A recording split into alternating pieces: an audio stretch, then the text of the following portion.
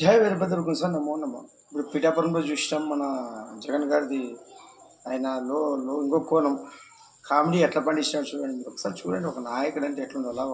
మనం పోయిన దేనికి వరద బాధలు పరామర్శించి వాళ్ళకి ధైర్యం నింపి మానసికంగా ఆర్థికంగా ఆదుకొని వాళ్ళకి ధైర్యం చెప్పి ప్రభుత్వం ద్వారా ఏమన్నా ఉంటే మేము చేపించక మేము కూడా కృషి చేస్తాము, మా ద్వారా మా పార్టీ ద్వారా ఏమేమి చేయాలో అన్నీ చేసేది విడిచిపెట్టి రాజకీయం మాట్లాడడానికి వెళ్ళామంటే ఇందువల్ల అప్పుడు మనం గెలిచినప్పుడు ప్యాలెస్లో పండుకోవడము, కూర్చోవడము, రక్షణ గోడ కట్టుకోవడము ఎన్నడూ చూసినాం కదా.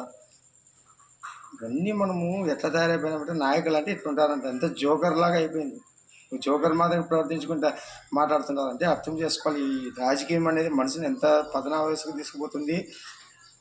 ఏదో వీళ్ళ ఇంట్లో నుంచి డబ్బులు ఇచ్చినట్ల అమ్మపడి బతకాలి. ఏ నాయకుడైనా కూడా ఎవరు ఇచ్చేదానికి అధికారం లేదు. ఆ పరమశివుడు ఆజ్ఞ కర్మ సిద్ధాంతం ద్వారా మనం తల్లిదండ్రులుగా పిల్లలకి చూసుకోవడము, భార్యను సాకడము, అమ్మ నాయని చూసుకోవడము, కర్మ